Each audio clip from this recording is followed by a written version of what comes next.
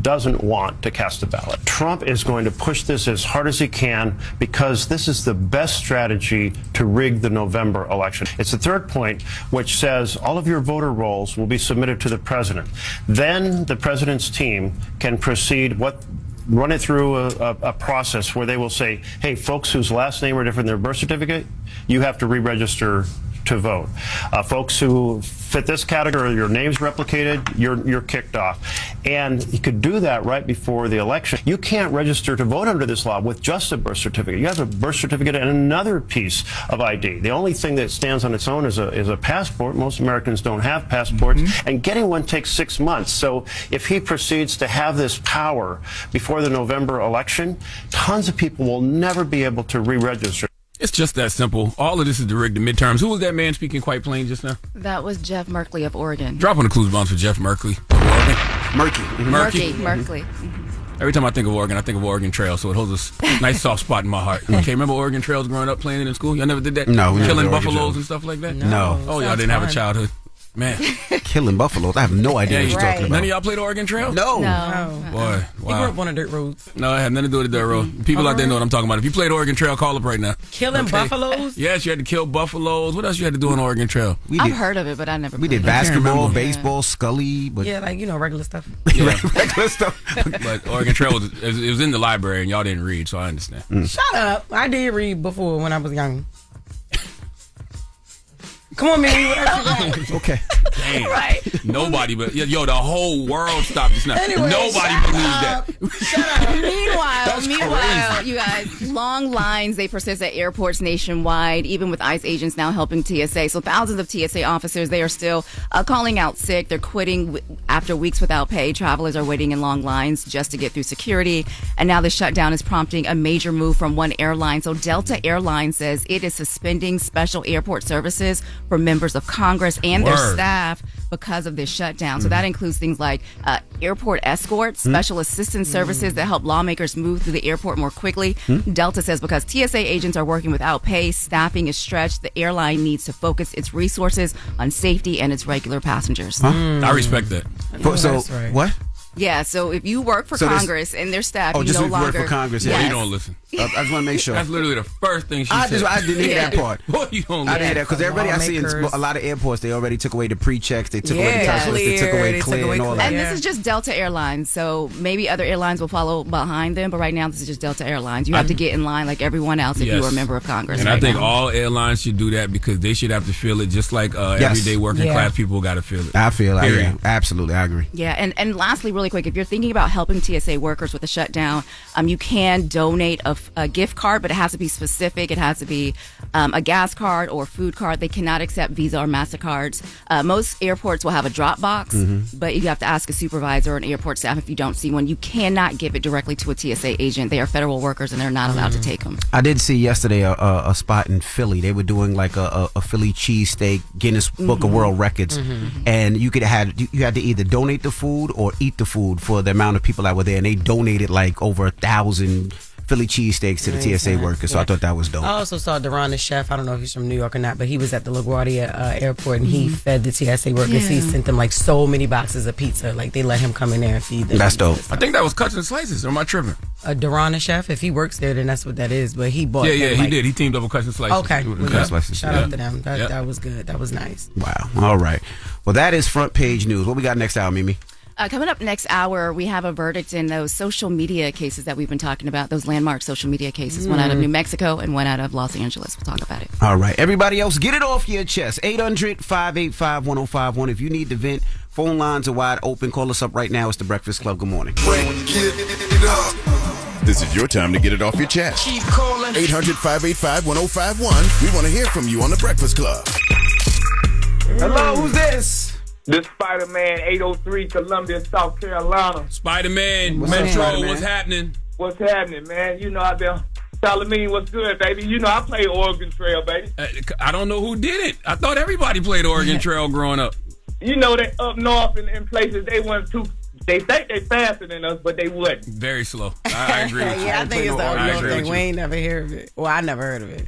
See, on Oregon Trail, you used to have to kill your food. Yep. It's like it's the Amish family, and they're going across the like cross the desert and they pulling a. It's a wagon. They was on a wagon. Yeah, they was on a wagon. Yeah. Yep. I didn't play no Oregon Trail. If you lose your wheel, you got to kill. You got to fix your wheel. Oh, Yep. I wanted to go to elementary. Listen, I wanted to go to elementary school just to play on that old computer. Play the Oregon Trail. Yeah, we played double dribble. We played more physical games. Yeah, but that's why y'all don't know nothing. See, in Oregon Trail, right? Like you had to travel across this, across like these states, and like people would catch diseases, and you would have to get medicine for them. Your wheel would broke, and you would have to figure out what to do when your wheel breaks. You have to kill your own food. Life right now. It's like it was like an Amish family, and they were traveling across the United States. Yep. Nah, we didn't play that one, but thank you, brother. Yeah. We definitely played that game. I don't know. Oregon Trail was huge. Maybe it just wasn't in my school. But I'm looking at it came out in 2011, right? That's what it said, 2011? Hell no. We was born in 1978. It says initial release date February 22nd, No, it did not. 2011. This game came out in the 70s. Bro. Yeah. Hello, who's this? Hey, this is Corey calling from North Carolina. What's up, brother? Get it off your chest. Hey, y'all, you know, I heard Charlamagne's guy talking about Oregon Trail. Classic. I can't believe they never played Oregon Trail. Never heard. And the Oregon Trail is actually a real thing. They call it the nation's longest graveyard. Like 65,000 people died along this trail because of disease and all types of stuff. You see, nobody on the East Coast played it. Red never played it. Red never heard of it. I never played it. And there's only 2 people in the room from the East Coast. Nobody. There's 3. Can you count? There's 3. There's 3. How many people on the East Coast, Envy? Me, Jess, and Red. That's it. On the whole East Coast. No, I mean in the room I'm talking about. No, you said nobody on the East Coast played it. I hate you niggas. This is why we gotta have a little bit of deportation. Oh my God. Just a little. I'm from here, sir. Deep breath. I'm from here, sir. Yeah, take a deep breath. We didn't play Oregon Trail. Nobody on the East Coast played Oregon Trail. I didn't play no Oregon Trail. I never even heard of Oregon Trail. Nobody on the whole, as if the South ain't the East Coast. This is crazy. This is crazy. I look at the South. This is why you need an Oregon Trail I look in at your the East schools. Coast as New York, New Jersey, This is why you Connecticut, need an Oregon Trail Philly, in your school. and DC. That's how I look at it. Virginia, right there. Virginia's where the South starts. That's how we always say it. I'm not talking to y'all no more. I'm just not going to It's funny. Somebody says we have there. Somebody's like, "Yo, you know, we on the East Coast." I'm like, we don't look at it like that. We look at the East Coast as New York, New Jersey, Philly, Maryland, and boom, Connecticut, Delaware. Boston. Sometimes, Exactly. you know, yeah. That's how we always looked at it. But get it off your chest. 800-585-1051. If you need to vent, hit us up now. It's the Breakfast Club. Good morning. Ray.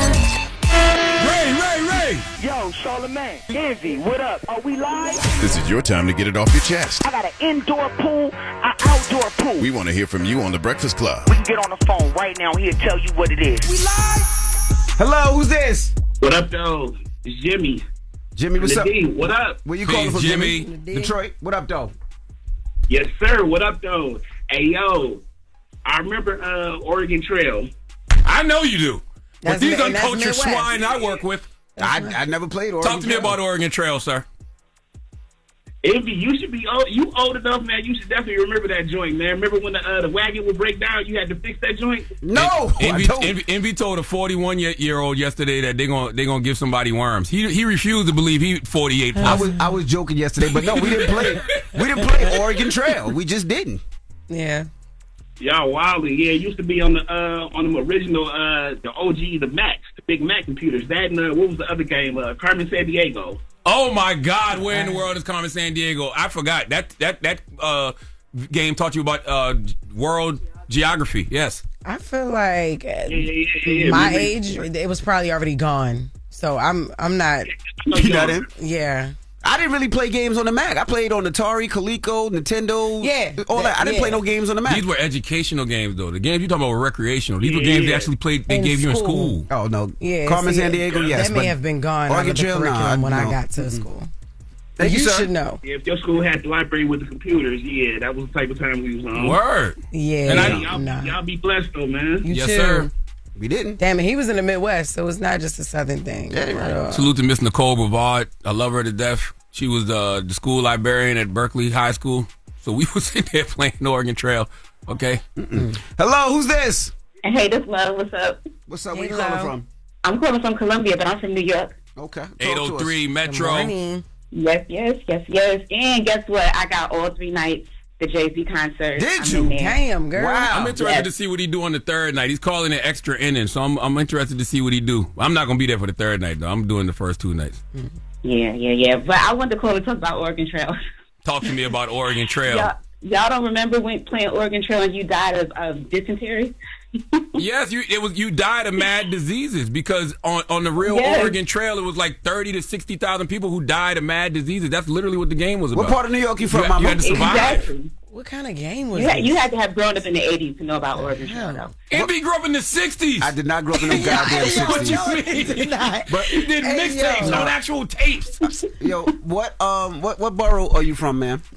I'm from Brooklyn. Crown Heights. Oh, y'all played it in Brooklyn? I never played it. I mean, honestly, Brooklyn people have always been the smartest people from New York City to me, so that makes sense. I don't think so. This is true. And we from Queens. Yeah. Yes, I am from Queens. Damn, man. she had to put it out there. Yes, I am. I think it's We we didn't play Oregon Trail. I'm sorry, Mama. All right. I didn't. Y'all have a good one, yo. I love y'all. You too. And on the Oregon Trail, the animals were more dangerous than the people. And that's why you had to kill the oxtail because you would have food. That's how you get food. What kind of game was it? That everybody was catching diseases, dying. It was a game based off down. real life. In the real life Oregon Trail, people died. So many people died on that route. So the game was literally about trying to make it through that route without dying. Oh God! What about the people in Oregon who is probably upset that it's a game made after their life like that, like dying? And I don't know. They said, I don't care. It's a game, and we played it. I mean, it was educational. Okay. Nice. All right. Well, salute to all you guys. Get it off your chest. 800-585-1051. I just want you to, hey, I want you to know all those people that called in were from the East Coast. I want you to know that, okay? I don't know, maybe you don't know. I've been corrected. Okay, Right. you didn't play Where in the World is Carmen. You didn't play Where in the World is Carmen San Diego because you don't even know your geography. Okay? I never played Oregon Trail. I'm sorry. We just never played.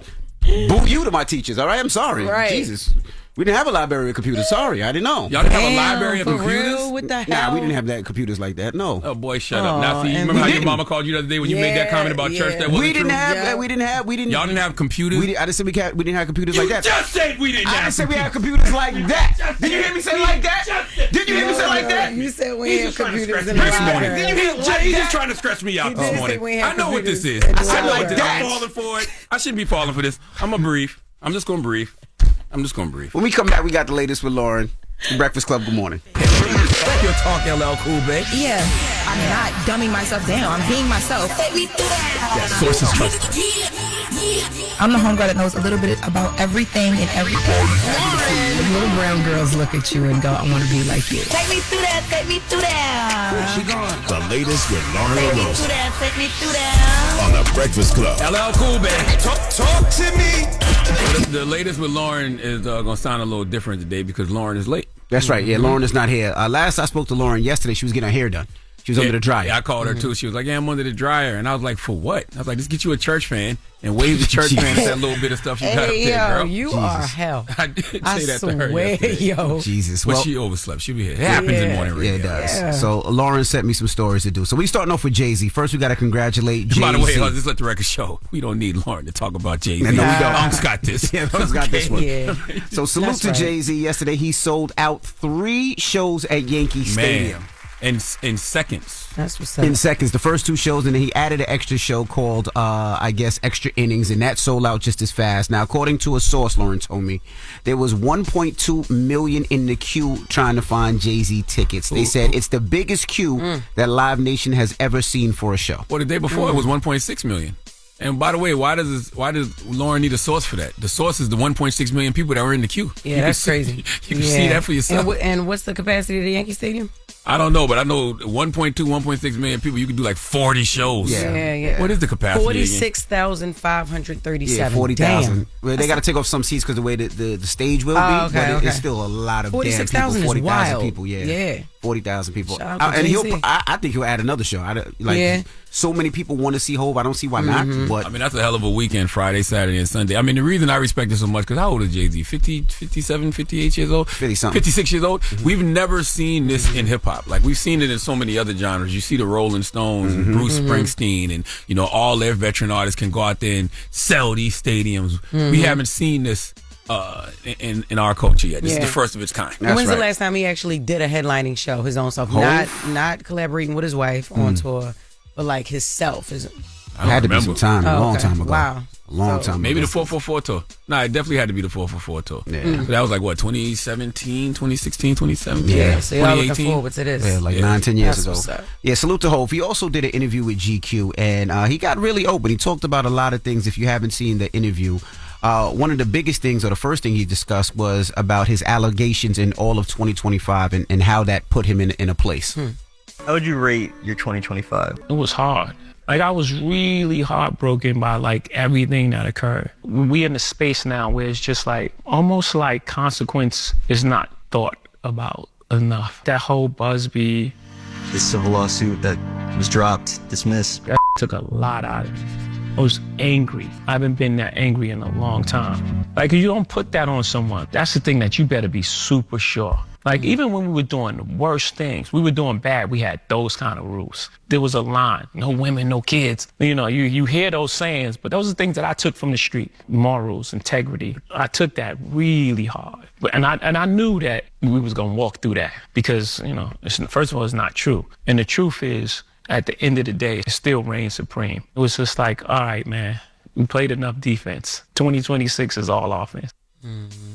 You know, and listening to Jay with that, you know, you hear how angry he was, how upset he was, right? And you got to think, I know a lot of people have been attacking Jay in the last year, which is crazy to me. Last couple of years, really. Yeah. But you really look back at some of the things that he's done for the culture, and not just the bottles and the this and the that, but like how he's bailed people out, how he's given money for so many things, how he's gotten people out of jail, how he's giving back, and then he gets attacked. Philanthropy. The fact that he still is willing to help, it means a lot. He also talks about who helped him during this time. Yeah, I needed the people around me more than ever. Because usually when I have that feeling, I would just make music and just be therapeutic. I had to sit in that for a long time. And luckily I had that. I built this circle that's really safe for me, of people that really love me, not using me, and like really care for my best interests. You know, when those type of things happen, people run. They don't care what happened. So I have partners. You know, I've had big deals with, I called my guy from LVMH, hey man, this is coming, and I can't take a settlement. It ain't in my DNA. First I had to tell my wife, do I know what this is gonna, the weight that this is gonna bring on our family? I can't do it. I would die. It would have been cheaper, yes. Cheaper, quicker, move on with your life. It was like a testament because people know me. Not only we standing by you, what do you need? What did you do to come back from that personally? I'm still dealing with that. Listen, man, his honesty about the adversity he faced was powerful, you know. But the most powerful thing about it to me was that he accepted it all. He embraced it all. You know, he said, you know, things don't happen to you, they happen for you. And I think we don't understand that about life sometimes. Sometimes in life we just want all of the good, right? And we only want to, you know, praise God and, you know, embrace the good. But no, you got to embrace it all. Like when you look up to, when you tell God you want everything that you pray for, you got to take everything that comes with it. But when you're in it, that feeling feels like, this is some ish. Yeah. That feeling. Now, he also talks about the Super Bowl and the reason why Jay-Z picked Kendrick Lamar for the Super Bowl that year. People made it a personal thing that you chose Kendrick for the Super Bowl. It's like, oh man, he's choosing the side. What do I have to do with that? I chose the guy that was having a monster year. I think it was the right choice. Word. What I care about them two guys battling, like, what's that got to do with me? Word. Have at it. Not on just me, by the way. They drag everybody in it. Like, everyone's part of this conspiracy to undermine Drake, I guess. But, like, I'm Jay-Z. or due respect to him. I'm like, for what? To what end? Yeah. It couldn't be that these guys just don't like each other. Yeah. And I think they haven't liked each other for a long time. Yeah. I like that. I'm Jay-Z. What do I care about it? He also talks about beef, and is beef good for hip hop, right? Is it a thing that flourishes in hip hop? Battle, bro. When you say beef, I don't know what you're talking about. You know what I'm saying? They say battle, and is battling good for hip hop? Because I know you think beef is good for hip hop, don't you, Andy?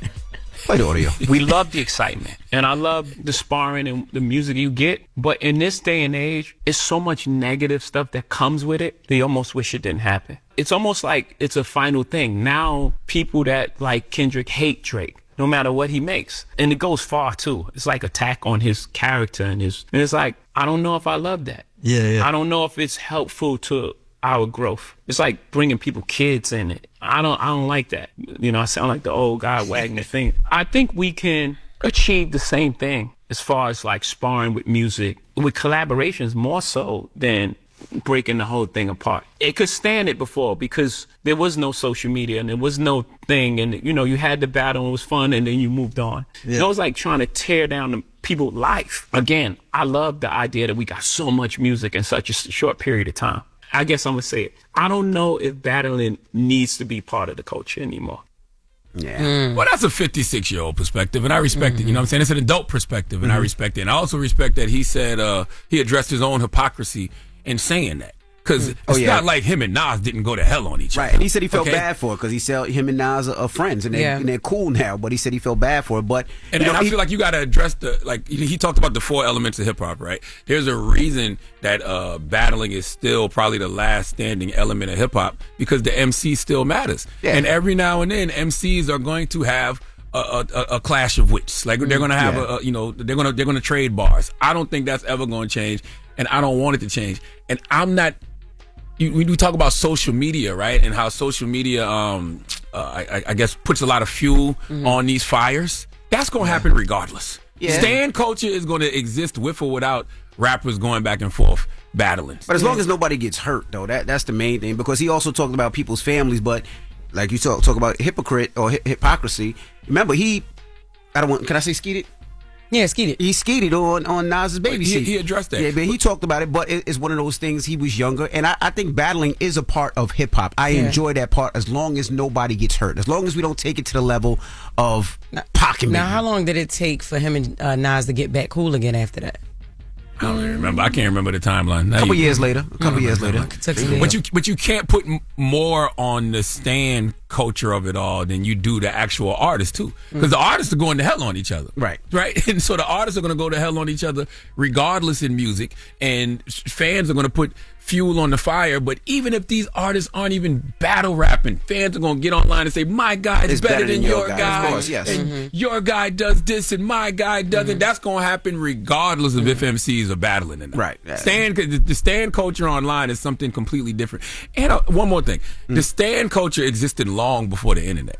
The internet is just the latest tool to get Stan culture out. Absolutely. When Eminem wrote Stan, there was no damn internet. Correct. You know what I'm saying? Like Stans have been showing up to people's houses, wilding and stuff. Like Stans are going to be Stans regardless of if people are battle rapping each other. I think in anything that you do, I think you want to be the best. If you're an MC, you want to be the best MC. If you're a basketball player, you want to be the best. If you're a baseball player, you want to have the most home runs. Competition. It's competition, and I don't see anything wrong with competition. I don't have a problem with that. But salute to Hov. He sat down with GQ's Frazier Tharp for that interview. It was 2 interviews, actually. They released 35 minutes of those interviews. Great conversation.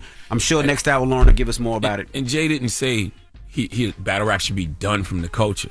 He said he doesn't know if it should still be part of the culture. So it's open for discussion. Right. I saw everybody running with it yesterday saying, Jay-Z even said that it shouldn't be. That's not what he said. Right. He said he doesn't know. So it's open for discussion. All right. Well, that is the latest. When we come back, we got front page news. And don't forget, Claressa Shields will be joining us this morning. It's the Breakfast Club. Good morning. All right, morning, everybody. We are the Breakfast Club. Let's get in some front page news. And quickly in sports, today is opening day for Major League Baseball. And if you are a Yankee fan, you are going to watch the Yankees on Netflix, right? The Yankees will be seen on Netflix today. So super cool for everybody out there. Yeah, let's see if y'all complain about the Yankees being on Netflix the way y'all do about the Breakfast Club. Yes.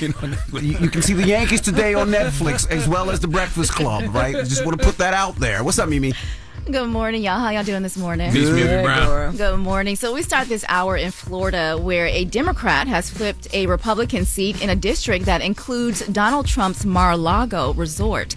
And this is a race that's getting national attention. Emily Gregory, she won a special election by just 2 points, beating a Republican candidate that Trump personally endorsed. Let's listen to some of her victory speech.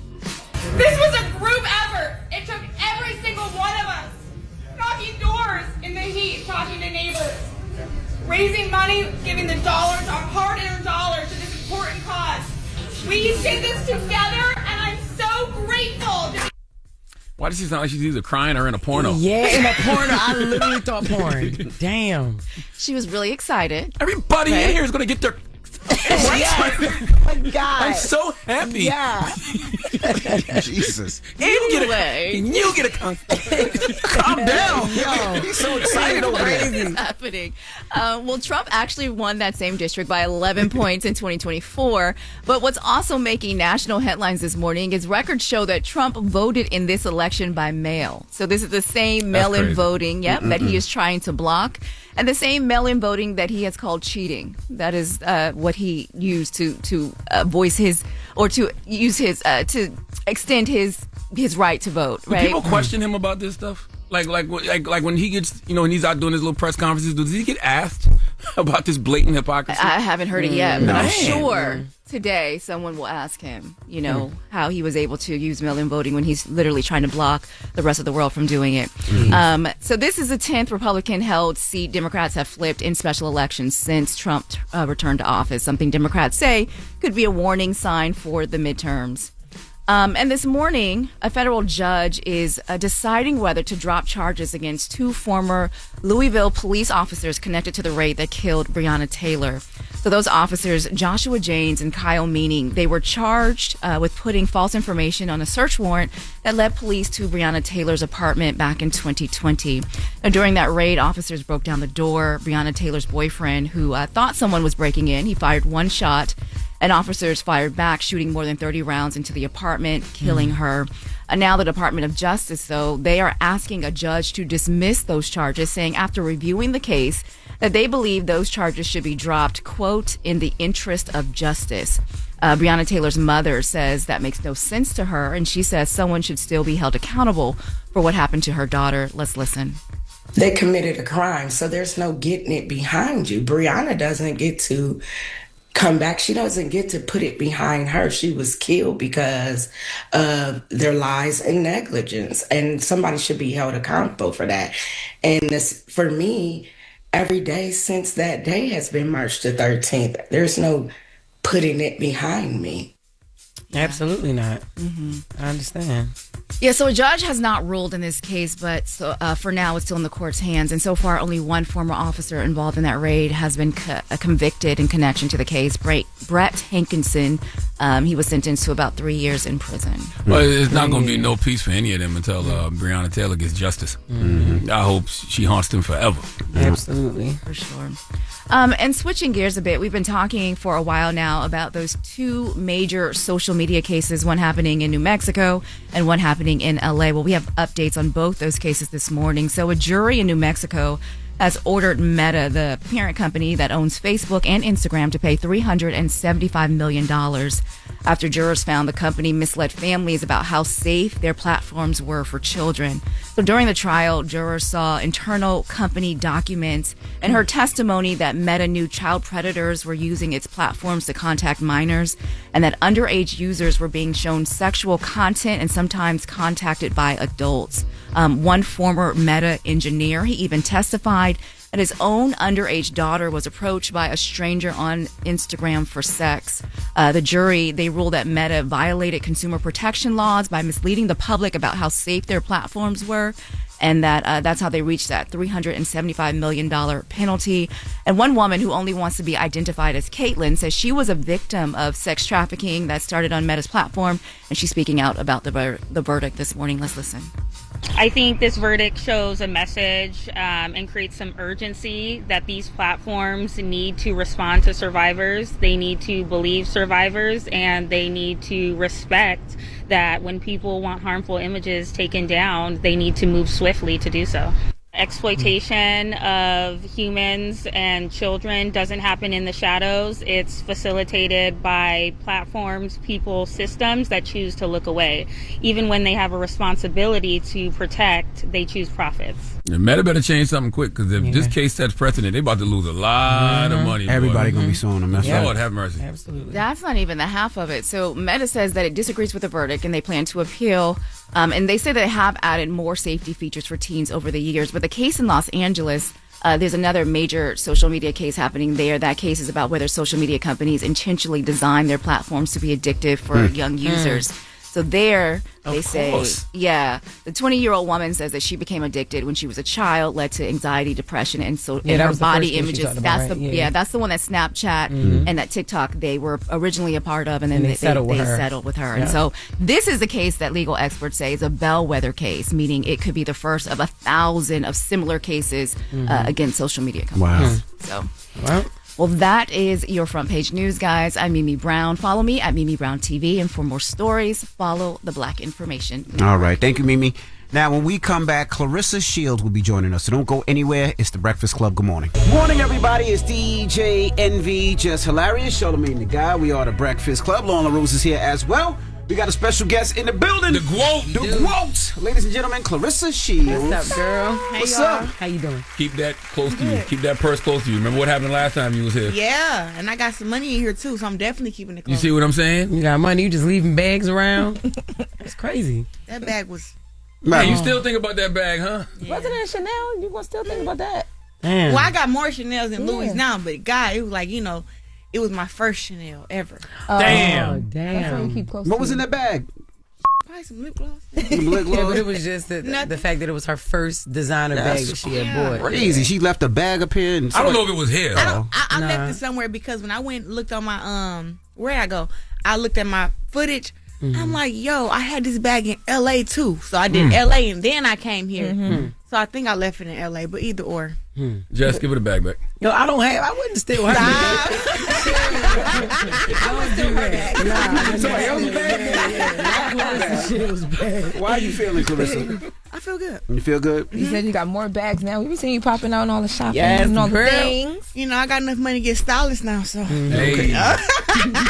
You trying to be an artist, you doing music.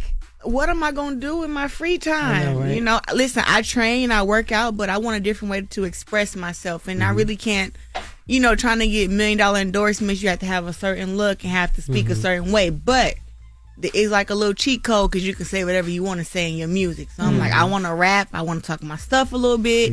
I want to sing. I want to show my soft side. But I'm just not boxing right now. I just won, what was that, February? What the hell is not even February? Yeah, that feels like a few weeks ago. Yeah, February 22nd. February 22nd? February 22nd. Yeah, Sold out show. Little Congratulations on the win. Y'all, I'm sick of y'all too. What happened? That was my grandma's birthday weekend. What'd I do? It was the weekend of the 27th, I think. 77% of 18,000 in the building was women. I didn't see. They don't support black women. That is not Shut true. up, lying. They I did had shows that weekend. They just started supporting each other. I think you did have a show. Now, Lauren, I don't know about you, but I know you had a show. She had a show. That week was my grandma's birthday week, so I was here. It's one day. Yeah, but my grandma don't play about her birthday. That week I don't leads either. up that Right. day on She her a actual Pisces, birthday. huh? Yeah, on her actual birthday, you don't gotta play do that. certain things. I didn't do nothing. Like I took the whole. Like it was all for her. She could have brought her grandmother to see you fight. My grandma don't fly. Damn. What's your excuse? I was She at had- a show. she I had had a a show. show. I had She work. did. She just said. But if Her I and would've Yunti been had a there. show. Huh? Yunti had a show too. How about Claressa? She don't even have shows on Sunday. She's a liar. What?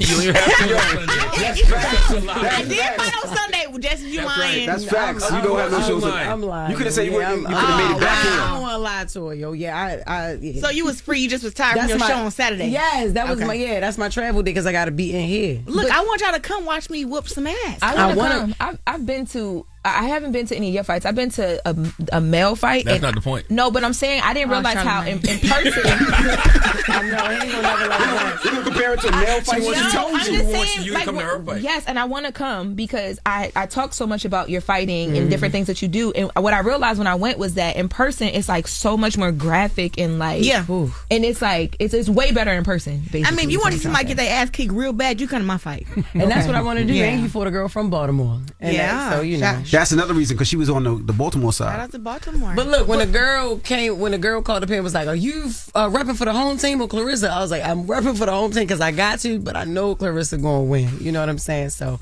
But yeah, what I does should've that been in the mean? building. Like I fought the Olympics twice. I'm like America's golden girl. People everywhere support me. People from the UK support me. You know what I'm saying? Like we had 18,000 and they were all not from America. We had some Africans in the building. We had some Britons in the building. Shout out. Like it was crazy. I mean, I got in the ring. I looked around. I said, "This is a." I saw so many furs. Mm-hmm. On my Detroit. chinchillas. That's right. Mm-hmm. It was crazy. Why did it hit you like that in that moment? 'Cause I saw when you got in the ring, you looked around, you was like, "Wow!" Like why? Because you've done it before. Why in that moment? Well, my last fight before that one was 16,000. Mm-hmm. So then this fight was 18,000. But I looked around. I said, "Oh, y'all really in this?" Yeah. Were you shocked? Yeah. I mean, I'm always shocked because I'm just so humble about it. Like, I'm so grateful for my fans. You know, everything that goes on social media wise, it doesn't overshadow what happens in real life. Like, real life, I have a lot of supporters, a lot of love, a lot of people who believe in me, who I inspire. And when I was able to just look at that, because a lot of times I don't take that in. I just kind of look at, you know, social media or look at the bad stuff. It's like, this is actually really good. Yeah. This is really good. Women's boxing is not doing this. I'm top 3 ticket sellers in boxing right now, male or female. The males can't even sell tickets the way that I sell tickets. So it puts life in perspective for you when you see that you got real support in the real world. Yeah, because you see 1.7 million fans, well, up on Instagram preferably, and then but it's like you got like these hate trains or whatever, all these narratives you got to see every day, all this bullcrap, mean stuff, and then you go to an arena and it's nothing but love in the building. 18,000 real people who really there to cheer for me. I think French John probably had about 10 people there cheering for it. Damn. And that's all right. Because I did it before. I went to the UK and fought against Savannah Marshall with 20K fans and about 100 folks was there cheering for me, I think. But either way it go, I still won, though. Yeah. How do you look at the competition in the pulpit, right? Because now you're the person everybody wants, right? They want to fight you. You bring in the numbers. You got the belts. So how do you look at competition or how you pick your next fight? Like, who do you want to fight? Who's talking the most ish that you like, I just want to beat the ish out of them? It's not really about who's talking the most stuff. It's about who's the most competitive. When you look at my record and my resume, I fought against girls who've been undefeated my entire career. Girls who got 2 or 3 losses. I don't fight girls who got like a bunch of losses and don't got no resume. Like, I fight against the best. So that's what I'm going to continue to do. You know, French Young was who they thought was supposed to give me a fight. High school beat her down. Now we got Michaela Mayer saying that if I was to go down to 60, she'd fight me. Okay, whoop Michaela ass too. Shadesha at 168. We supposed to been next, but she fighting the girl that I beat, Lonnie, which don't make no sense because I thought I was scared of Shadesha. And just speak on that, me and Shadesha are cool now. We cordial now, but we haven't been cordial for a while. And when I wouldn't say I ran down on her, but when you ran down on her, it was when you walked down on her. Yeah, what was it? She was Twitter. She was saying stuff about when she see me about what she was gonna do and this and that, to my breaking jaws and spitting and a whole bunch of other stuff. So when I seen her, she was staring at me. She was walking past me, and I was like, "What the you looking at?" Because I'm already on tip. You on go time? Yeah, because you said when you went up online, when you see me, you gonna put your hands on me. You gonna break my little jaw. So that I'm not intimidated, but I'm like, I'm gonna start the fight before you started now. So she was staring at me too hard, and I said, "What the you looking at?" And she like, "I'm just walking by." I said, "That's what the you better be doing." Jesus. But you don't feel like that's just like for the theatrics. That's how boxers talk ish online. You know what I'm saying? No. Nah. Some of that stuff is too far. Yeah. You know what I'm saying? Some of that stuff is too far. You know, I think that it's trash talk and then it's like disrespect. When you're talking about family and mamas and breaking jaws and spitting on people, like that's just too far. So shoving Franchon too far? Yeah, Franchon went too far. So, I'm talking about when you shoved her. Did you think you went too far? That's boxing. You see shoving all the time. Guys hit each other in face-offs, push each other, slap each other. I've seen Terrence do it. You see it at a lot of these weigh-ins. That's not abnormal. Does it bother you with all the stuff that goes around online? Because I feel like sometimes you be answering. I'm like, why is Claressa even answering? Like, I'm trying to get better. What y'all want? You have gotten better. I've gotten a lot better in the last year. I can say that. But it'd be like some of this stuff just be pissing me off. I'd be like, oh my God. It's kind of the price of greatness, though, right? Yeah, you know what? Somebody said, you know, looking at my life, they said, if God told you He can give you everything that you want, like your heart desires, you want to be undefeated, you want to be in good health, you want to have a good man, you want to have millions of dollars, you want to have a house, cars, help take care of your family. You can have all that, but you have to deal with people lying on you. Right. Deal with them creating narratives and playing on your name and discrediting you. Which one would you choose? And I said I would definitely choose That's right. I think what it is though too is like some of the stuff when you put your energy and your time and your like voice and stuff on it. Like we talked about the whole like radio thing when you called the show. Yeah, they pissed me off too. But even that, it's like that was you. Girl, that was me on She there. makes it bigger when she does respond to it. And even that, I told you, I'm like, well, it's not a story until now Claressa Shields is calling the radio station, because there's been things that I've reached out to you about and you're like, why are we even putting light on this? And I'm like, girl, you called. Like, you know what I mean? You make it where I now have to call you and say, hey, it just was annoying to be somebody to send me this link, which I tell my friends, just don't send me just don't send it. But 3 nights in a row, they sent me this link, and it's people live calling into this channel, and they're on there just lying. I'm like, I can strangle somebody right now. They're on there lying, like, oh, her tickets aren't selling for her fight. We heard the fight's going to be canceled. Pap not allowed in Detroit. Just, oh my, it was so many things on this call, and I was like, let me just call in and just. Why not wait till the night of and show everybody sold out? You know what I mean? Because it was in that moment, I was like, why y'all lying? Like, I know the feeling. I would listen. We know the feeling. Say what you want. Just tell the truth. Like, even if it's bad, some stuff they say that's. Listen, if it's anything bad about me, everybody believe it. It's something good that it's made up. There's like, is that you, Claressa? She's like, no, that's not me. No, that's not me. We know Wow. it's you, Claressa. Right, I should change my voice a little bit more. But at the end of the day, I'm actually happy that happened, because what I realized was he just got back on there lying again. He's not gonna stop. He's not gonna stop. Yeah, it was one of those moments I was like, yeah. You got to understand, some people literally lie for a living. Yeah, it's like the Lie Olympics. Yes. And they're winning. When does greatness start to feel like a burden instead of a blessing? Well, one, greatness can never feel like a burden. Okay. Ever. I'd rather be great than be a failure, be a loser. No. But I would say that it had just moments where it was like, I don't want to be a celebrity no more, man. This is too much. Like you can't do nothing. Nothing's good enough. I've accomplished everything in boxing. I don't even need to come up here and speak about boxing no more. It's like, who gonna beat me? Who gonna check me in boxing? It's not gonna happen. But then you have this real life stuff, and like to have people lying on your cat, crazy. Well, you don't have a cat. We have cats. Girl. Yes, absolutely. That's one like a thing that's like. Why are you looking at it like that? Foul to me. No, but it's like, I get what you're saying. And deal people just saying stuff about you that's not true. It's like, that is where I'd be like, you know what? People having a perspective about you that's not true. Listen, you don't have to like my persona. You don't have to like how I look, how I dress. That's your opinion. But now, when you start putting your mouth on my character, putting your mouth on my life, that's where I got an issue at. That's times I'm like, man, I really wish that I wasn't a celebrity, but you really can't take it back. I'm never going to stop posting on social media. Yeah. I make money off of there. How did that even come about, though? Like the guy lying on the cat and all that, lying on you. How did that even where would he have even gotten anything like that from? I'm not here to get nobody a platform but myself. But I've never had a sexual or romantic relationship with that dude. 50 got this. Let me rewind. New Year's Day. Do you guys remember, what were you guys doing New Year's? I was in Cape Town, South Africa. I was in Ghana. Getting laid by my husband. Period, husband? Yeah. Okay. But go ahead. I was in Ghana. She married to a Mexican. Shut up. Anyway. She's married to a Mexican. He black too, though. No, okay. She made him black. Okay,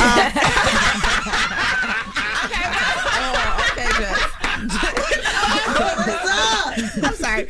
No, but so, all right, boom. So New Year's, I went to sleep. I had won some money at the casino, and then we went to sleep, right? I wake up, New Year's, you're like, breath of fresh air, it's time to be new. It's time to be, forget who you was last year. It's new year, new me, new everything, right?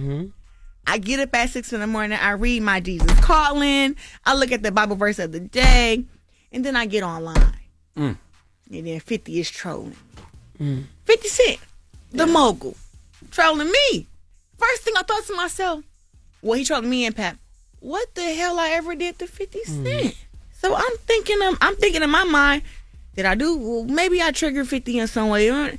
I've never done nothing to 50. Nothing. From what I know, he's a fan. Right? Boom. So from that, Pap got to going back and forth with him and whatever. But y'all know me, I can keep my mouth shut. Yeah. 50, why you come messing with me? It's New Year's. You don't want to be a a new year, new you, be better, elevate, right? Stop being petty and stop being a troll. He's 51. When he gonna stop? So from there, they got to going back and forth, and then Pap told me after the fight, Pap already had the diss already locked and loaded. He like, I'm finna diss this man. And when Pap said he gonna diss you, he gonna diss you. The lyrics and the bars came. So the diss he just put out, he been had since then? He had it for a minute. He said he wasn't gonna drop it till after my fight because he didn't want me to be all focused for my fight. Because the first diss, not this one, the first one. I don't remember. I only remember Pat released, I think, 2 or 3. He did one in the car. The one in the car. And then he got Agent Provocateur streaming on all platforms. Yeah, that's right. But no, so from there, he did his thing. But I also was I was really confused, and I just had to call it what it was. I am the algorithm. I hate to say it, but how it was Beyonce's internet, it's Claressa Shields' internet. I'm trending every day. Old stuff, new stuff, fake stuff. So I think that 50 just wanted to tie his name to mine, and that's why he trolled me and Pep that morning. So he got dissed. And now after he got dissed, instead of him responding like the mogul that he is and getting in the booth, he decided to lie on my cat and try to paint out this narrative that I slept with this guy, and that never happened. That's why now my lawyers has been in contact with his lawyers, and we sent them a cease and desist. Stop lying on my cat. Call me ugly, call me handsome, say I'm strong, whatever you want to say, but we're not gonna do that. But You're not how gonna did play it with my get character. there? Because I think the first or second time I met you was at the car show in Shreveport with Fifth. So I was like, well, how did y'all go from being cool to totally that way? That's 50. Why we here acting like 50 need a reason to mess with somebody? Because usually there's a reason. There's something that happens. He gonna troll you tomorrow. Nah, I know him for a long time, but I was just like, how did y'all get there? Like, it just, Best friends. Good friends. Oh, that'd be fire. Swing on Envy. To make an example. I'm about to swing on Envy. I want to send a message today. My lawyer gonna call your lawyer. Hey, I hit men. That's what I wanted to message today. So you don't know how it got there. No, I'm telling you, nothing's ever happened between me and 50. He actually invited me to Shreveport, paid for my flight, paid for my hotel, everything. So to wake up to this on New Year's, it was like, bro, nah, dog, that's wild to me. So he started that whole stuff with me. I've never started nothing with 50, but I'm a person where it's like, look, don't start with me if you don't really want to go there. You don't want to go there, just don't start. And the only reason I didn't really go super back hard at him was because 1, I was in camp, and 2, Pap told me not to. That's it. Pap always tell me not to do something. He always telling me, I got it. And sometimes you listen. Sometimes you don't. I'm trying. Why you ain't going to booth against 50? What? I got a man to do that. When you got online in response to the claims that you were dealing with the guy and you were showing the text messages or whatever, do you feel like that cleared it up? Because I feel like that made us more confused.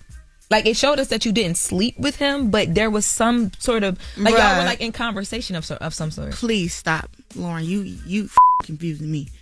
I'm just told you to stop. I've never had come a over here sexual. when we walked away. No, romantic with this man. No, because the conversation that you posted, I was cool with him, right? That's somebody who I would have considered a friend at the time. We wasn't no best friends. We wasn't super close, but all that, what he talking about, trying to paint a narrative that never existed, never kissed, laid in the bed, sex. Flirted, it's nothing. I don't even know what that is. He's just trying to make something that is not, and that's it.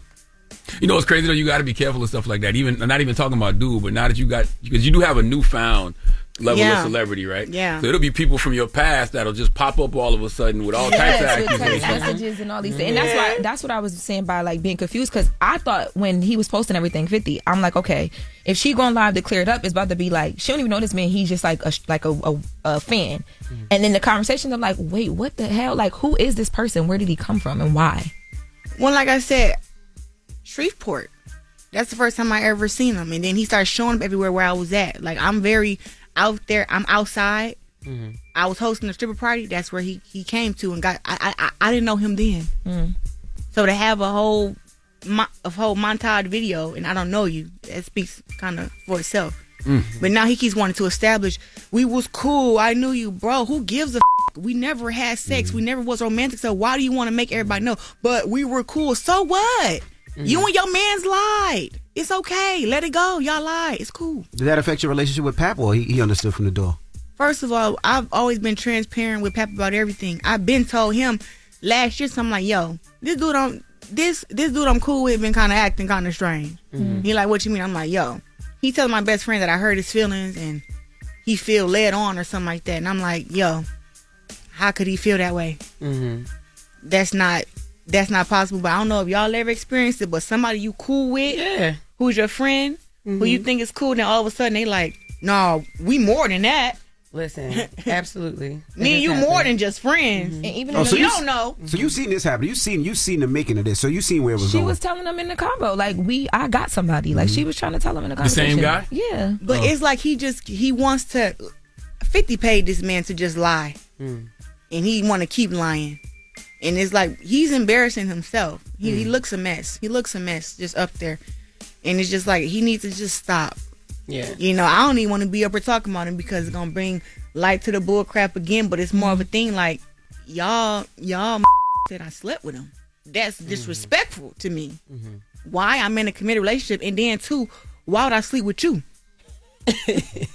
I know you don't want to talk about it, but Lauren got 3 more questions about it. Go ahead, Lauren. Hey, yo. I'm just saying, though. Like, Lauren be doing her job. The only thing for me is, I just felt like... I thought you really knew. You were just guessing. No, I'm mad because I'm like, why even show all of this? Like, it was No, one of the I just moments wanted again, to- It's been times where I've hit you like, Claressa, you don't even have to do all of that. I'm getting better. I don't know what y'all want me to do. Yeah. Look, all I can do is try. And when I try to get better, like I said, I'm getting better at ignoring a whole lot of stuff. Like, YouTube, oh my God. I see some of this stuff, I be like, Jesus, please. Oh, no, you got people that have whole accounts just for you. Just for me. Yep. I feel, and by the way, I feel honored. I was gonna say, how does that make you feel? You should feel. I feel honored. They've been using some of my good pictures. They be like, oh, this one ugly. I'm like, no, not that one, baby. What does peace even look like for you nowadays, Claressa? Peace? Yes. At home with Pap, watching the boxing matches.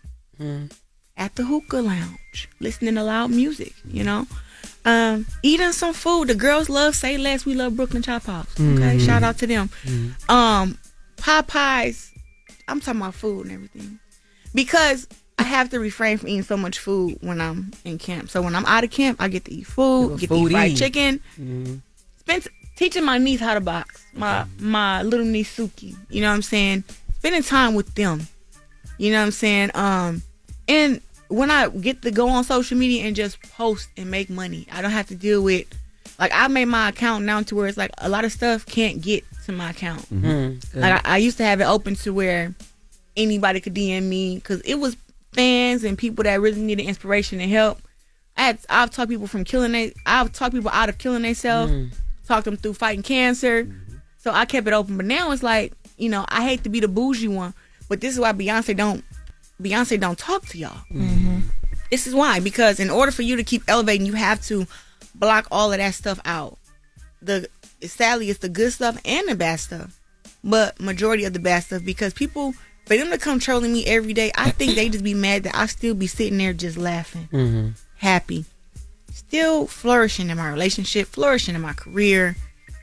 You know, the last fight made $4.5 million. What we talking about? Then I got paid $3 million for a signing bonus.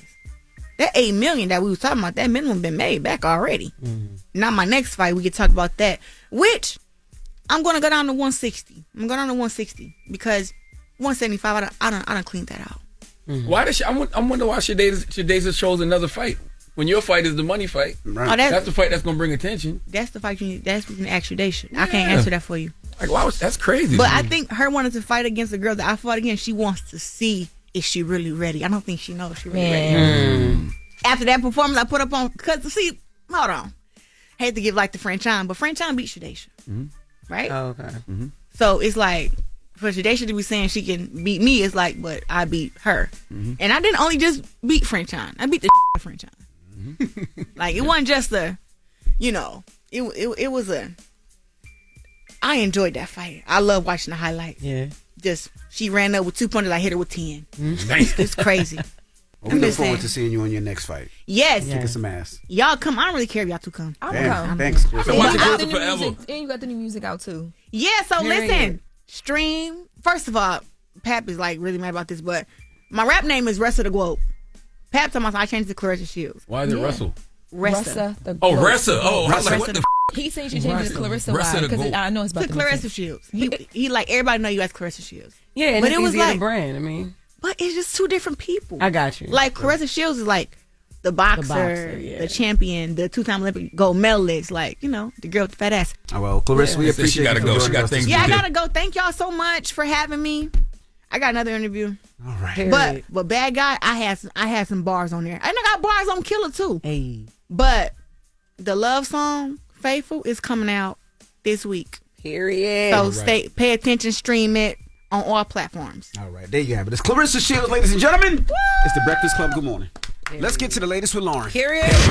Your talk, LL Cool, babe. Yeah, I'm not dumbing myself down. I'm being myself. Yeah, sources trust.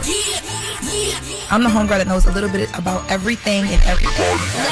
The little brown girls look at you and don't want to be like you. Take me through that, take me through that. She gone. The latest with Loren Take me LoRosa through that, take me through that. on the Breakfast Club. LL Cool, babe. Talk to me. I thought Loren was supposed to be here. I thought Loren was too. All she right. was texting like she was about to walk in the building. She's not here yet. She's in a little bit of traffic. Loren woke up late this morning, so we holding down for her. So, all right, now the latest with Loren. Loren was supposed to text me, but she didn't. But she talked about the conversation Usher had with Forbes, and during that conversation, Usher spoke about his relationship with Diddy and how he looks at Diddy at this time.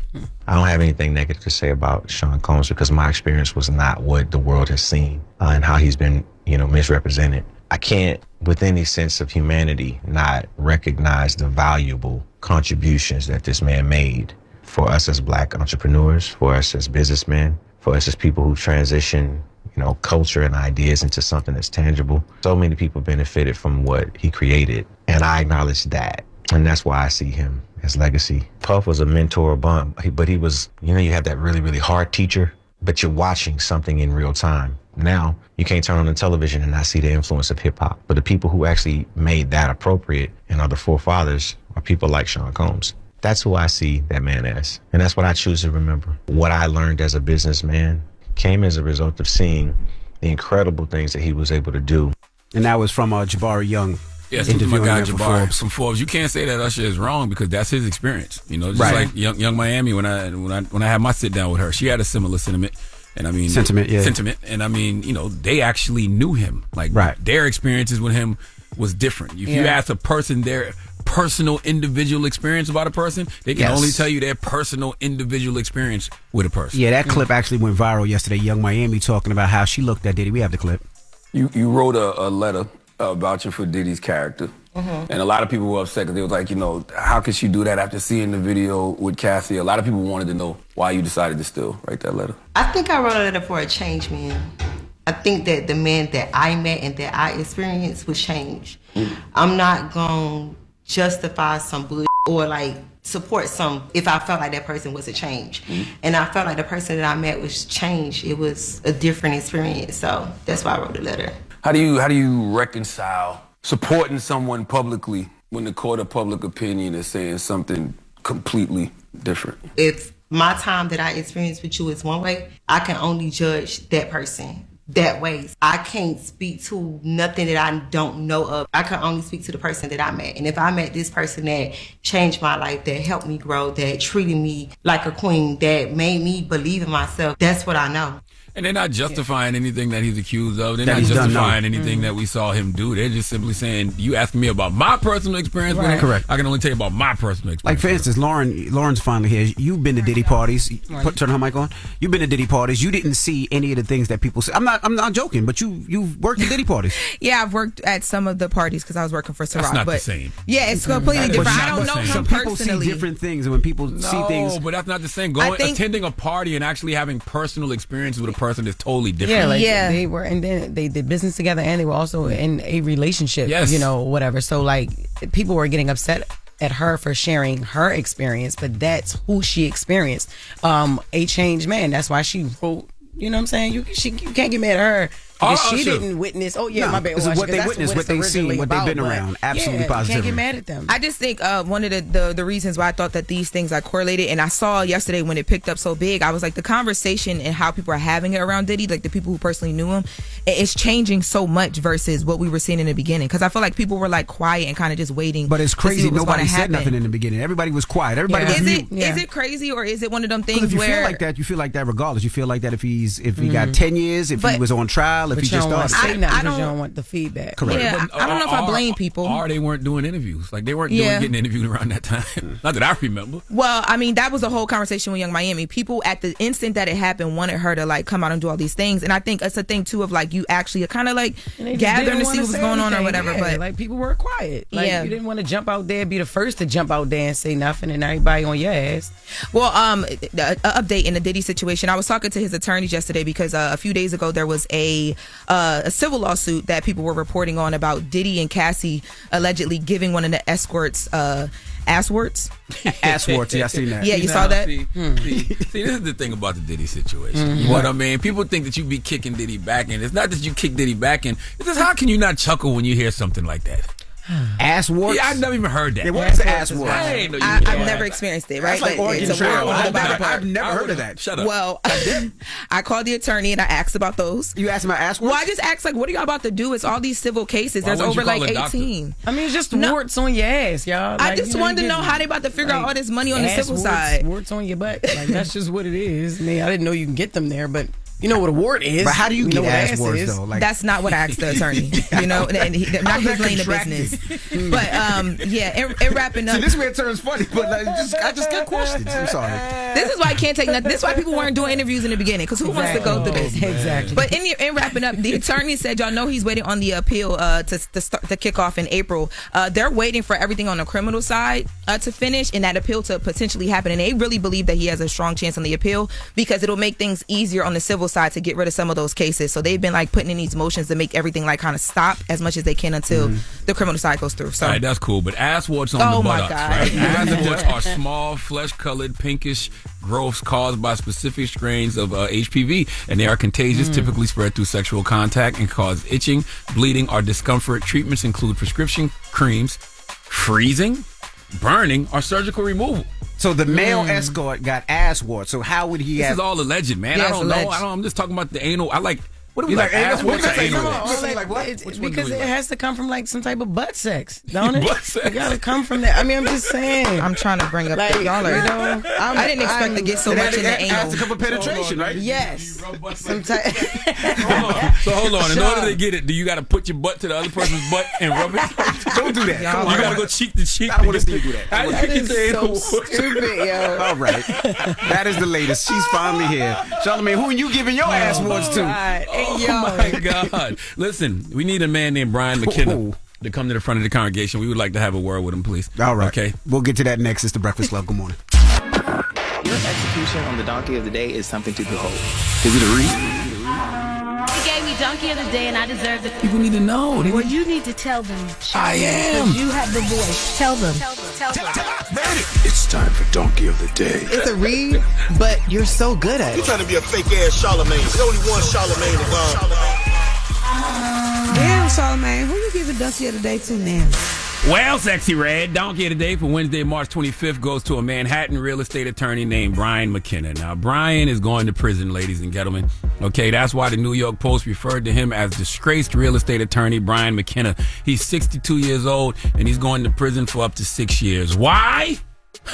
What do men usually risk it all for? That poom, okay, that kitty, that undercarriage, that cookie, that penis fly trap. Yes, Brian McKenna is being accused of stealing $4.4 million intended for COVID protective gear, allegedly to fund a romance with his then girlfriend. Oh, the power of the P-U-S.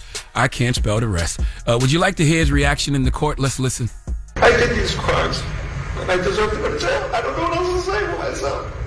All right, Mr. McKenna, I understand, and I really appreciate you taking full responsibility. But ultimately, sir, I know. all right? Now, there's so many things that disgust me about this story. Number one, you stole all this money from people who needed it, okay? Folks needed that COVID protective gear during COVID, and you just stole it, okay? You just stole the money for it, all right? A man who didn't need it. Okay, you're a lawyer. You're 62 years old, Brian. So you were in your 50s when you came up with this scam. Because COVID was 6 years ago? Okay, I don't understand people who literally have the world in their hands. You have worked hard to become an attorney in this country, okay? You, more than a lot of people, understand the process of life. You understand life is a process, okay? Becoming a lawyer takes at least 7 years of full-time higher education in this country, all right? 4 years for a bachelor's degree, 3 years of law school. You have to pass the bar exam. They got a baby bar and the big bar. My point is, it's not easy. And nothing in life worth having ever is. But for some reason, you thought you could cut the line. You thought you could take a $4.4 million shortcut all to impress a woman who already has her own money. He was dating the then CEO of Aston's Group. Her name was Dooney Zane. Okay, that's according to the New York Post. I don't know how much she was making, but if she was the CEO of a company, she was touching some paper. So I don't know why you went out of your way, Brian, to impress her. And I don't even like that phrase, fund a romance. You don't fund a romance. Romance happens because of physical attraction, emotional connection, situational factors, okay? Y'all might just match energies, all right? You like the same things, share the same beliefs, and let's not forget the most important part, reciprocal liking, okay? You like me, I like you. Romance can't be funded. Now, you can go buy some pink taco with some money. All right, go to Nevada, pull up in certain counties at a brothel, and you can purchase as much as that Harry Potter as you want. But funding a romance? Nah. I don't even want no romance that's funded because there's no such thing. You can't buy love, fool. Now, Brian was in the courtroom crying his ass off. I want y'all to hear this again, man. Just listen. I did these crimes, and I deserve to go to jail. I don't know what else to say for myself. I'm so All right, sorry. Mr. McKenna, I understand. I really appreciate you taking full responsibility. But ultimately, sir. I know. All right? Ultimately, what? That's what I want. Ultimately, what? He is going to jail for 6 years. I respect that he's holding himself accountable. Okay, he said he did these crimes. He said he deserves to go to jail. Now, his defense lawyer, Eric Franz, claimed to the court that Brian had run into financial struggles and that he was just trying to help his family with the stolen funds. But Assistant DA Jonathan Borrell alleged that Brian stole the money to spend on himself and his gal pal, Dooney Zane. Listen, neither one of those are valid reasons. So many people are having financial struggles, and sadly, they don't have the luxury of resorting to crime to get it. Okay, and you, Brian, were in a privileged position already. Not just a privileged position to get money because you were a lawyer, you know what I'm saying? But also a Manhattan real estate attorney should be able to get his hands on some happy clam. But nope, instead you got to guard your balloon knot for the next 6 years in somebody's prison, okay? Probably get ass warts. And for what? The moral of the story is life is a matter of choices, and every choice you make makes you. Please give Brian McKenna the sweetest the sweet sounds of the Hamiltones. That's what I want. Oh, Had to think now about you are the donkey of the day. You are the donkey of the day. Yee-haw. I started to say give Brian McKenna a Swedish hee-haw, but that sounds like something you can purchase. It sounds like something you a brothel in Nevada. All right. A Swedish hee-haw. Well, let's open up the phone lines, right? Let's talk about funding a romance. I don't think there's no such thing. 800-585-1051. Is there such thing as funding a romance? Now, I looked this up, meaning ChatGPT. It says usually means financially supporting a romantic relationship, paying for trips, gifts, dinners, lifestyle. Damn, why you let nobody else talk before you read something from Chat? Someone live a certain way. That's the definition. Why? Have you been in a funded romance before? I don't believe you can fund a romance. It's not even, you can fund the experience of romance. You know what I mean? But no. Has somebody funded your romance before? Absolutely. Big sugar daddy back in the day. But that don't mean it was romance, I though. get it. Like you and Chris are in love. Absolutely. That's your husband. Yes. Y'all got a child. Mm-hmm. Y'all could pull up to a pizza place and it's romantic because Absolutely. y'all two are in love. Yes, you have to make the other person feel valued and wanted and showing up consistently. Those are things you cannot put a price on. But how has somebody funded your romance the before? Experience, surprise trips, flowers, gifts, a car, house. You got a car? You know, things. Well, I said it's the sugar daddy days. But those are just experiences. They're not romantic Yeah. experiences. Okay. Romantic experiences is if you actually had a physical attraction to this person, if you liked him, he liked you. You know, Jess and Sugar Daddy sitting in the tree. Well, you can't get no damn tree. But listen, no. All right. Well, then, yeah, that was me acting romantic, like I was being. So you acted like that to get more gifts. Yes, exactly. But you didn't All really right. love the guy. Okay, She's yes, playing. that's what that is. Okay, Yes. all right. Tricking. Yeah. So Well, he pretty was much, tricking. yes, tricking. and I was the tricky. Right? Or a hoe. I wasn't gonna say that. Oh, I wasn't gonna stop. say I that. had more than one sugar daddy, so I wasn't no hoe. Okay, all right. Well, let's open up the phone lines. Can you fund a romance? 800-585-1051. Is that a thing? No. Let's discuss. No, yeah, you're It's the right. Breakfast It's Club. not. Good morning. Steady calling my phone. It's topic time. Call 800-585-1051 to join into the discussion with the Breakfast Club. Morning, everybody. It's DJ NV, Jess Hilarious, Charlamagne the Guy. We are the Breakfast Club. Now, if you're just joining us, we're opening up the phone lines, 800-585-1051. And we're talking about, can you fund a romance? Now, this comes from Charlamagne's Donkey. Yes, man. A Manhattan real estate attorney named Brian McKenna was found guilty of stealing COVID relief funds. Did I say that right? Let me make sure I did that right. Yes, COVID. Yeah, he stole $4.4 million that was needed for COVID protective gear, and they said he did it to fund a romance. And I say romance can't be funded. You know what I'm saying? Romance happens because you actually like a person. There's a physical attraction. There's an emotional connection. You know, you and that person match energies. You know, you like that person likes you. That's what makes something romantic. For sure. Yeah, I agree. You can't buy love, right? You can buy things that people enjoy and love, but you cannot buy the actual feeling of a connection. That can't be purchased. True. Even though, Jess, you have said that. I realized that the sugar daddy relationship, that definitely When he bought was your car, you not- said, I love you. Most definitely. I told him I love him before. That's why I got the car. Okay. But that, I didn't realize that, no, that wasn't real romance. I was just acting to get what I wanted. And Why didn't it work? Because the money ran out, or? I think he just got tired of me keep asking for, For real. stuff? Yeah, because he ain't worked from the waist down. He was like, what? He was like, yeah, he just really liked to be kissed. He liked to be stripped in front of, things like that. You was sugar daddy to a couldn't have sex. paraplegic? Yes, listen. Not a paraplegic, man. No, he just wasn't. couldn't He get- all his limbs. It's just that nothing worked waist down. It didn't work. He was in a wheelchair? Yes, he was in a wheelchair, but he wasn't paraplegic though. He didn't have anything. You are a funny person. What happened? Wait. How did you meet him? I'm just You curious. buried the lead. Yeah. Okay. Yes. He was in a wheelchair. All right, yeah. he And was waist in a down wheelchair, didn't work. Yeah, so no, it didn't How'd work. you Yeah, meet but he him? could get around and stuff. How'd you meet him? I don't even remember. So you had this man tricking his disability. Did he die? He did. Oh. Well, I Hank don't on know wheels. now, but no, he had just told me this has to come to an end. He feels like I'm not in love with him anymore. I feel like you're just using me. You're constantly taking. You were. She told Yeah, me you about it. definitely She were. said his name was Hank, and she used to call him Hank on wheels.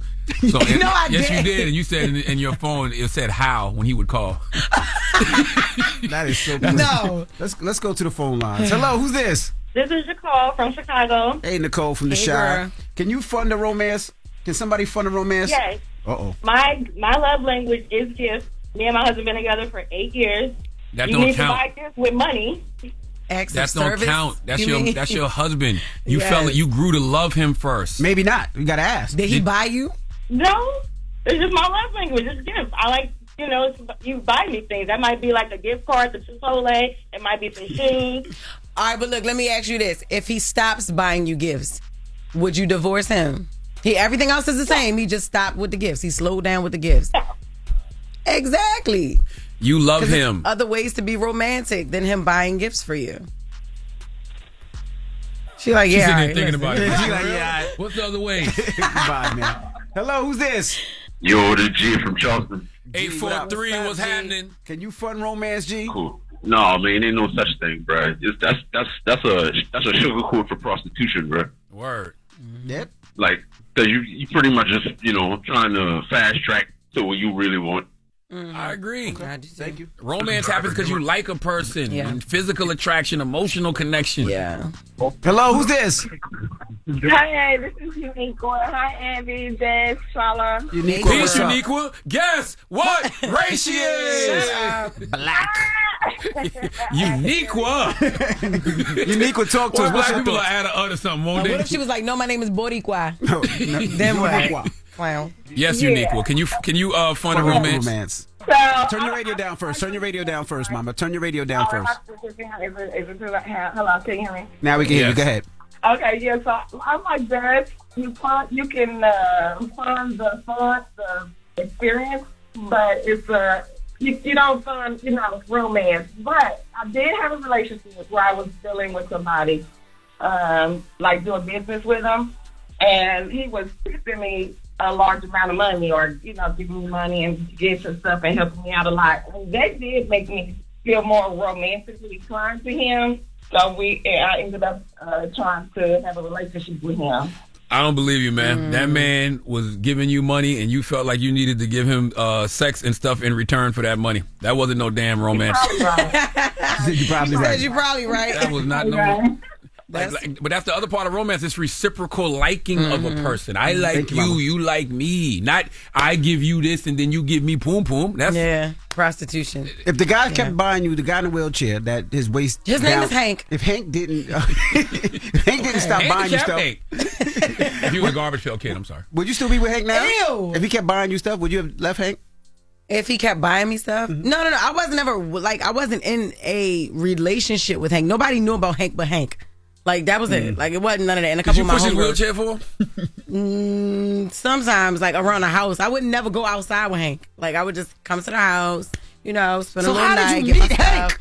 I don't know how I met him, She parked in the spot at really the store, and he told her to move. He pulled her behind and said, move. I do not remember how I met him. I do not know. I know I used to work at Future Care. At Manor Care. I don't know. I think I met him at, like, some place I was working at.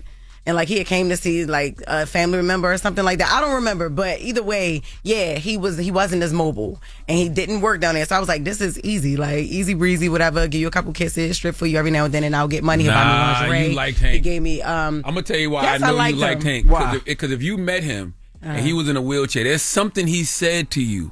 Oh, he was very charming. That's what very I'm sweet with saying. his old ass. Yes, he was. He attracted you in some way. Yes. Did he leave with money? Did he leave with money? Lead. Yeah, absolutely. He led with money, but that's what he did. He was like, how much that cost the first time he saw you? No. He was flirting, and then, like, I'm telling you, this was so long ago, so I don't remember exactly how it happened, but he was very charming, and I knew he had money, because judging by the wheels on the wheelchair. The wheelchair rims? I'm telling you, like, it was like a new one. It was shiny. Like, it was really dope. Okay. And then, like, he was even, he could dress his ass off, too, like, for real. Them legs ain't work, but them pants was fresh, always, like, nice and pressed. Ew, bless you. Thank you. Like, Salute to Hank, man. Yes. For real. He wasn't old, shrivelly, How old is he now? He gotta be like, oh my God, ew, bless you. He gotta be at least like 74 now. Oh, wow. I'm telling you, yeah. Like, it was real bad. So y'all 40 years apart? Yes. So Hank probably killing him on Zoom then. If you said he charming, no, for real. He really was. Right. He wasn't balding or nothing yet. Like, he was in his 50s. Like, this was like, nah, he wasn't in his 50s. This wasn't 20 years ago. This was like, yeah, he was old. But he was fresh, fly. He'd be like, I'm all in. What's up? I ain't got to even, like, penetrate. Absolutely. You might be going to hell, man. I think you should repent. We're asking, can you fund romance? Now, this comes from Charlamagne's Donkey today. Yes, indeed. Brian, what's Brian's name? Brian McKenna. He was a Manhattan real estate attorney who's going to prison for 6 years because he stole $4.4 million intended for COVID protective gear because he was trying to fund a romance. Hello, who's this? Allegedly. Hello, it's Mommy. Hey, Hi, Mommy. Mom. Good morning. Good, how are you? Good. Can you fund a romance, Mama? No, you cannot fund the romance. You can fund the illusion, though. The individuals who are involved in this understand that this is an illusion for one side. And so the one that is doing the acting, like Jess said earlier, you act like it's a romance. They understand their part that they're playing. And then the one that's funding the illusion understand that they're funding the illusion. And they're okay with it because people like to live in illusion, especially if you can afford it. Yeah, but you've proven our point. You can't fund a romance. You're funding an illusion. Like no, you can. Yeah, I agree with that. I can't. You can't fund a romance. Yeah. I agree. But listen, before you guys get me off the phone, I wanted to get on for the longest because I wrote you guys a letter. And I don't know if you received it. I had written it, and I sent it to you all to the address that I found online. And I don't know if you got it, but I just want to quickly summarize it. I just wanted to let you guys know. I grew up in New York, and now I live in Florida, and times are very hard. And I appreciate you guys. I listen to you guys on my way to work, and I really appreciate that you talk about topics that people are going through in the midst of making it funny. And so I just wanted to let you guys know that as things are hard, you guys are doing a lot for people, even with the little segment of comedy. Oh, thank you so much. Appreciate you so much. Thank you very much. Sorry, I didn't expect to cry. No, it's okay. Yeah, like one of the things that we're doing right now, like my mom, with all the stuff that this thing happened, we're rationing her medicine like every other month. And yeah, just things are rough, but again, I appreciate the 30 minutes that I hear you guys on the way to work, and continue doing what you guys are doing. Thank you very much. Thank we you, appreciate Mommy. you. Appreciate That is horrible. you. She has to ration her mom's medicine. Yeah. That's how hard times are right now. Very sad. Yeah. Well, thank you so much, Mama. Thank you, guys. Thank you. All right, what's the moral of the story, guys? Moral of the story is you cannot fund a romance. Okay? No, you can't. Romance, I thought you could, but you can't. No, romance is physical attraction. It's emotional connection. Absolutely. It's situational factors that bring people together. Sometimes you just match energy with a person. Y'all might share the same beliefs, but the most important thing is reciprocal like. Yeah. I like you, you like me. Okay? All right. I'll trick on you all day if we got some real romance. Period. Well, I mean, not me, but you know what I mean. Well, duh, but I'm saying period. Trick on that girl if you love her. It ain't tricking if she's worth it. I always say that. They used to be like, it ain't tricking if you got it. Right. No, it ain't tricking if she's worth it. It ain't tricking if you're worth it. Period. I That's like right. that. Salute to Hank, too, man. I wonder what Hank's doing right now. Man, Hank might be dead. God bless. Oh my God! I No, hope he only be like 75. He was very much handsome. Up top, he was very much built. Like he would go in the gym and like pump that upper body up. Do you But bury as people soon with as you their snatch wheelchair? off them sweatpants, No. What? I'm just asking. I don't know. No. Can you what? Can't fit in the Bury people with casket. their wheelchair. No. Why would somebody want to be in a wheelchair? A dead person be in a wheelchair, Charlamagne? We don't know what happens after this. We really don't. No. You can't take the wheelchair to heaven or hell. Like you can't do that. We don't know. It won't fit in the casket. Well, we don't know. We don't know. You should shout out Hank. No, yo, I am married. Like I'm not shouting out Hank. Now Hank pop up on Instagram Live later. He be, you know what I'm saying, telling his side of the story. Yo, stop, yo, Hank for gonna real. pull up to the camera. Yo, stop. I need to say something. Oh, my I got goodness. something to say. Oh, my goodness. All right. Yo, please stop, yo. We got the latest with Loren coming up. It's the Breakfast Club. Good morning. Lauren be coming with straight facts. She gets them from somebody that knows somebody. She gets the details. I'm the homegirl that knows a little bit about everything and everybody. She be having the latest on you. The latest with Loren LoRosa. Sometimes she have facts, sometimes she have details, sometimes she have a little bit of everything. Well, it's the latest. Brought to you by Top Dog Law. On the Breakfast Club. Talk to me. You made it for that Top Dog Law sponsored latest. Sure did. You missed the other ones, but you made it for that Top Dog Law sponsored one, didn't Shout out to Top Dog Law. All right. Well, I want to go back to the Jay-Z GQ conversation that you guys were having earlier this morning, because there were some things that we didn't get a chance to get to in the interview, which is 35 minutes long, so we won't get to everything. Jay-Z does touch on his current relationship with J. Cole as well. Let's take a listen. An artist's expression should be their expression. I really fall back. That's, I think, what happened with Cole. Like, just the narrative around Cole is that we didn't love Cole. No, we believed in him enough to let him find his journey, and he found his path. It took him a minute, but he found his way. Cole will tell the story about how, like, you wanted to sit him with Stargate and maybe think about that single. Yeah, I was giving him a chance to take his talent and show it to the most people possible, but his way. I mean, we made big records with Stargate on Rihanna and blah blah blah, and even I think they made the Wiz Khalifa Black and Yellow. Yep, yeah. Biggest songs in the world. Yeah. You don't want to go sit with fine. What is your relationship with Cole like these days? Obviously, there's things behind the scenes like artists and like that gets complicated. Yep. But I don't have any negative feelings for him. I'm actually super proud of him and what he's done. Yeah, so I mean, him addressing that I think was a big deal, because I know when the fall off dropped, a lot of people felt like J. Cole was like taking shots at Jay-Z, and there's been other conversations that J. Cole has had where people feel like the relationship with Jay-Z and J. Cole is just so tormented and like you know, and it seems like regardless of what's going on, Jay-Z is still going to When be you say supportive. taking shots, you're referencing that line from Rewind where he said something like, I forgot what the line was, like so-called king or something like that. Yeah, and then there's also a line on the Fall Off where he mentions being let off of like something about like fresh out by the slave, like he's fresh out of a contract, like a slave type of contract, and people felt like that was something referencing his old situation with Jay-Z, Roc Nation. So, and in that audio, we hear Jay-Z mention something about like an audit, and then later in the interview, in that same moment, he talks about there's nothing wrong with an artist wanting to show that they're above board, right? Which happens in business. So, seems like that part.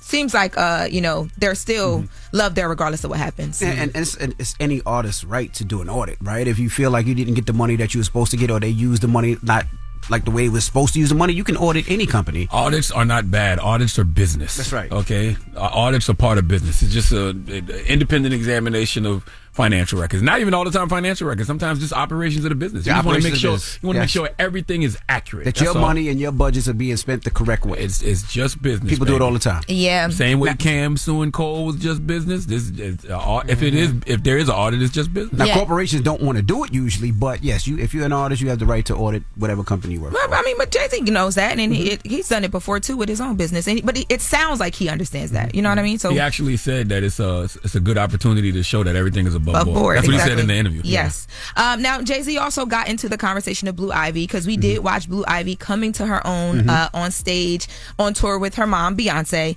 and Jay-Z reflects on those moments. Let's take a listen.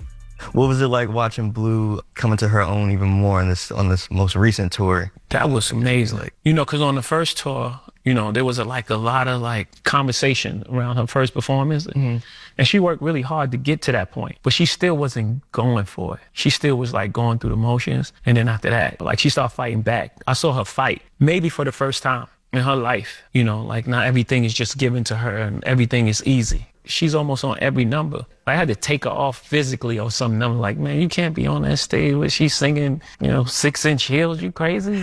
She was 13 at the time. That's a lot. And she was nailing it. She was going crazy. Like, Blue is a crazy pianist. But she won't let us get her like a teacher. She don't want to be mentored in that way because she wants it to feel just like fun. She don't want it to be a job, but she has a perfect pitch. If she hears a song, she'll be like, play it again, and then she'll play it. Yeah, and extremely talented. Right. I mean, but we expected that for Blue Ivy. But on the written interview for the GQ side, because there's some things in the written interview that didn't make it into the video part. They talk about Jay-Z joining Blue Ivy on the red carpet when she did the premiere of The Lion King in LA, and that was literally the day after like all the allegations or whatever. And they asked Jay-Z if he thought about not joining her on the red carpet as staying home, and he says, of course, he thought about that, but because their family is such a tight unit. Play the clip. It's not a clip, it's written. No, no, that's not in the audio. It's in the written. Because their family is such a tight unit, he says that, he wanted to show up for her. He says that there was one day where Blue Ivy put on a jersey that has Jay-Z on the back, and he was like, just seeing that, it kind of brought him to tears. And he says, seriously, to have that is priceless. People can say that they'll always be there for you, but it's very rare that you're going to see people go out and exercise it. And in the darkest moment for me, I got to see those sort of things. So he's just, reflecting on kind of like just his the family, community and the family in that moment. But I remember that being such a big thing because it was the first time that people had saw him after he had pushed back against all those allegations that were happening at the time. And lastly, Clips album. So remember, there was all those rumors about Jay-Z supposed to be on the Clips album. The Clips were here and they talked about that as well too. Jay-Z addressed why he decided to not get on the album. Let's take a listen. The streets really wanted you on that Clips album. Yeah, I was close. I think that the first thing that I say, it has to be said from me. You can't be like I don't want to be so rigid with it though. I'm gonna keep that open. I'm gonna take that back. But at that moment, I was like, yeah, I want to do something, but in order for me to move forward, I gotta get this out. I gotta get it out. Yeah, and I mean, we have the audio, the clips here talking about what songs Jay-Z would have potentially been on when the rumor was happening as well too. Let's take a listen. What record was Hov supposed to be on this project? He was sent Chains and Whips. He was Mike Tyson. Mike Tyson, Blow to the Face. Hov had the album, so So Be It. It was all for him to whatever he wanted to do. Oh, he's supposed to be on So Be It. Yeah, that was one of the options. Yeah. And nothing moved his spirit. Hey man, I don't know, man. I wouldn't have mind hearing Angry Hov. It would have been Angry Hov. Go ahead. Not jigga. I don't even want to talk no more. Oh my God. I don't know why I looked over there. Never mind. Not jigga. That would have been jigga. God damn. I don't even want to talk. Why are you bringing her to Yankee Stadium? I don't know why. She should never be Yankee She Stadium. deserves to be there. She want to be there. Can you just finish your thought? Stuff like that. Can No, you I just finish your I thought? don't even want to finish my thought. I don't even want to have this conversation. man. Envy, can you say what I was trying to say? I'm gonna do it in the I group don't know chat. what you were trying to say. I have don't know no what you're idea. trying to say either. It would have been Angry Hove, and that's why he didn't do it. You don't even know what Angry Hove is because you just said He talks about it in the interview. Oh my goodness. All right. Thank you. I thought it was nice that he took a beat and didn't hop on there though. All right. Thank you, Ankles. Come on. That's the latest with Lauren. Oh my God. I have on socks. Oh. Yeah. Could you put one in your mouth right now? Could you? Could you put a sock in it, Joffrey? This is the latest for today. Shout out to Top Dog Law for sponsoring the segment. Any accident, big or small, please call Top Dog Law. And happy birthday, Aretha Franklin and Elton John. Rest in peace to Aretha Franklin too. But Elton John is still alive, and he is 79 today. Happy birthday! What? The mix is up next. Anything y'all. I say. Morning, everybody. It's DJ Envy, Jess Hilarious, Charlamagne the Guy. We are the Breakfast Club. It's Women's History Month. Who we repping today? We are repping Monica Wright from the movie Love and Basketball, played by Sanaa Lathan, of course. I want to recognize her for breaking gender norms, showcasing elite athletic ambition as a black woman, and challenging the need to choose between career success and love. She embodies resilience, emotional growth, and authenticity, representing a groundbreaking, multidimensional role model in sports cinema. Also, I want to honor her for redefining love and power. She proved that a woman can be passionate about her career, command respect, and still be deserving of love without compromising her ambition. So shout out to Monica Wright from Love and Basketball. Because it's a lot of Monica Wrights out there, y'all. We only got like a few more days of this. But yes, this is shout out to Monica Wright. Thank God. Okay. Yeah. All right. When we come back, positive note. Thank God. Yeah, he did. That's really messed up. I'm sorry. I'm sorry. You don't have nothing nice to say. I didn't. That came out loud. You see, I don't be saying nothing, but nothing at all. Every that was day. Crazy. Oh, sorry. All right, Charlamagne, you got a positive note? I do, but I just want to remind people, man, the 4th annual Black Effect Podcast Festival is right around the corner, April 25th in Atlanta, Georgia, at Pullman Yards. It's hosted by DJ Envy and Loren LoRosa. Devontae Kyle and Big Ice Cup Cat, the Grits and Eggs podcast, will be there. Carlos King will be there with his Reality with the King podcast. Jeff Teague will be there with his Club 520 podcast. The Keep It Positive Sweetie podcast with Crystal Renee Haslett will be there as well. Mona will be on that stage doing the Don't Call Me White Girl podcast. And my guys, NORE, DJ EFN, they'll be there with the Drink Chance podcast. So go get your tickets, blackeffect.com/podcast festival. I'm sorry, the fan tickets are already sold out, but the fan experience tickets are already sold out, but the general admission and student tickets, there's still some available. So go to blackeffect.com/podcast festival and get your tickets, man. If you've never been, it is just a full day of fun. Okay, we got food trucks out there. We got the Black Effect Marketplace. We got what else we got out there? The Picture Podcast Simulator. The NASCAR Simulator. My guy Raja Karoof, he'll be there with his NASCAR. I don't know if he's going to be there, but the NASCAR Simulator will be there. But we got some other guests. See, Claressa Shields said she's going to be there this morning. So yes, pull up on us. April 25th, Atlanta, Georgia, Pullman Yards, Black Effect Podcast Festival. And my positive note is simply this, man. A man's worth is measured by his character, not his currency. Have a great day. Breakfast Club, bitches! Y'all finished or y'all done? Woke up. Wake you up. Wake that ass up. Program your alarm to Power 105.1 on iHeartRadio.